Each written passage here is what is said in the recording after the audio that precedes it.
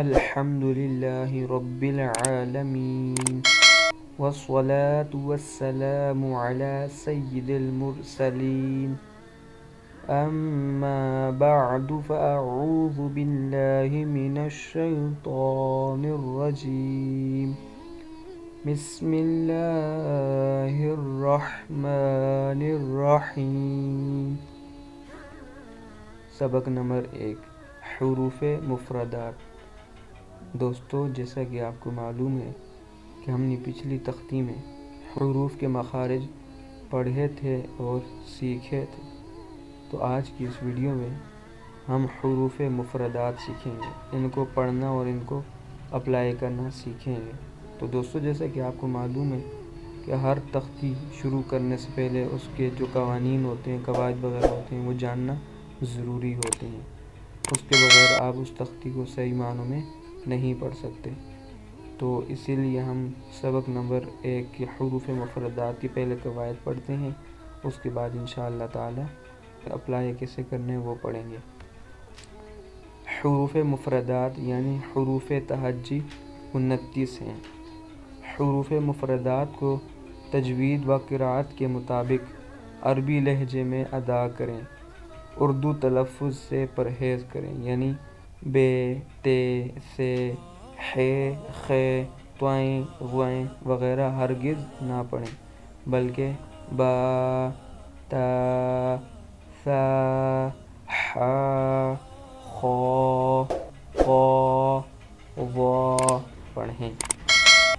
ان 29 حروف میں 7 حروف ایسے ہیں جو ہر حالت میں پر یعنی موٹے پڑھے جاتے ہیں، انہیں حروف مستعلیہ کہتے ہیں، اور وہ یہ ہیں: خا، صاد، ضاد، طا، ظا، غین، قاف۔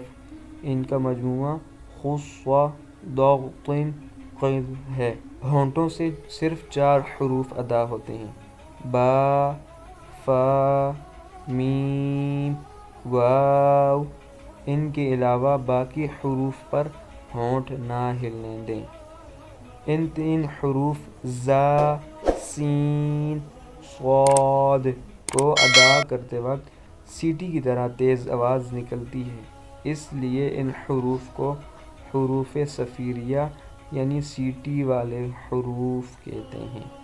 دوستو، جیسا کہ آپ نے اس میں سیکھ لیا کہ اس میں مین چیزیں کیا ہیں، جیسے حروف مفردات اس میں جو 29 ہیں جن کو حروف تہجی بھی کہتے ہیں، یہ اہم چیز ہے۔ اس کے علاوہ حروف مستعلیہ جو 7 ہیں، اس کے علاوہ ہونٹوں سے کتنے حروف ادا ہوتے ہیں وہ بھی اس میں بیان کر دیے ہیں۔ اسی طرح جو سیٹی والے حروف یعنی حروف صفیریہ ہوتے ہیں، یہ بھی آپ نے جان لیے ہیں۔ تو آئیے دوستو، اب ان کو اپلائی کرتے ہیں، اب ان کو پریکٹس کرتے ہیں۔ اب سب سے پہلے الف،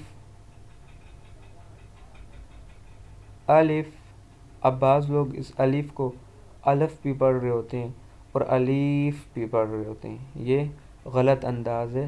درست انداز یہ ہے الف۔ اس کے بعد با۔ تو جیسا کہ ہم نے حروف کے مخارج میں پڑھا تھا، با کا مخرج کہ با کہاں سے ادا ہوتا ہے۔ با آپ کو جیسے کہ معلوم ہے کہ دونوں ہونٹوں کے تر حصے سے ادا ہوتا ہے۔ جب آپ کے دونوں ہونٹ گلے ہوں گے، تر ہوں گے، تب یہ با ادا ہوگا۔ چلیے اس کو ادا کرتے ہیں۔ با، تو اس طرح یہ با ادا ہوگا۔ اسی طرح تا، تا۔ اس کا ہم نے جو پیچھے مخرج پڑھا تھا، اس کا مخرج یہ ہے کہ زبان کی نوک اور اوپر کے دانتوں کی جڑ سے ادا ہوتا ہے، تو ہم نے اسی طرح ادا کرنا ہے۔ تا۔ اس کے بعد آگے آ جائیں۔ سا، سا، سا۔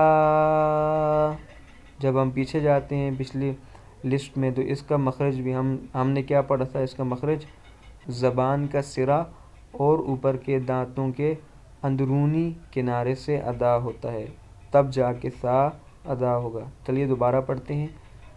سا، اس میں بالکل سیٹی کی آواز آئے، اس میں اگر سیٹی کی آواز آ جائے گی تو یہ حروف صفیریہ جیسا ہو جائے گا۔ اب اگر ہم سا کو پڑھیں گے سا تو یہ مکس ہو جائیں گے، تو اس وجہ سے اس کا مخرج الگ ہے اور سین کا مخرج الگ ہے، اسی وجہ سے اس کو بالکل نرمی کے ساتھ ادا کرنا ہے۔ سا سا، اس کے بعد آگے آ جاتے ہیں۔ جیم جیم، ہم پیچھے چلتے ہیں اور اس کا بھی دیکھ لیتے ہیں مخرج کیا تھا۔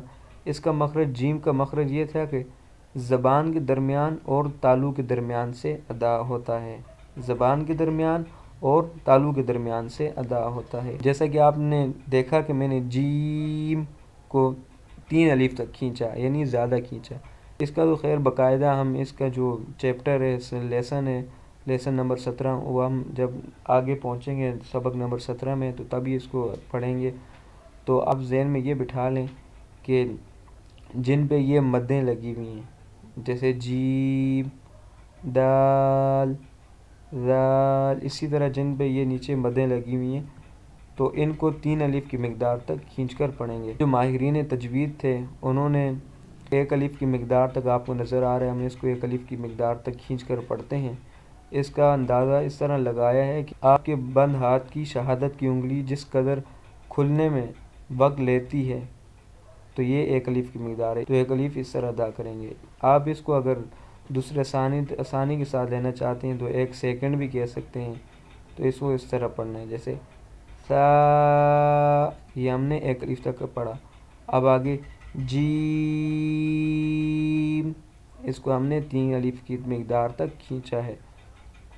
اسی طرح آگے یہ تھوڑا لفظ مشکل ہے کیونکہ بعض لوگوں کے حلق سے ادا نہیں ہوتا، تو آئیے اس کی پریکٹس کرتے ہیں۔ پہلے تو اس کا مخرج دیکھ لیتے ہیں۔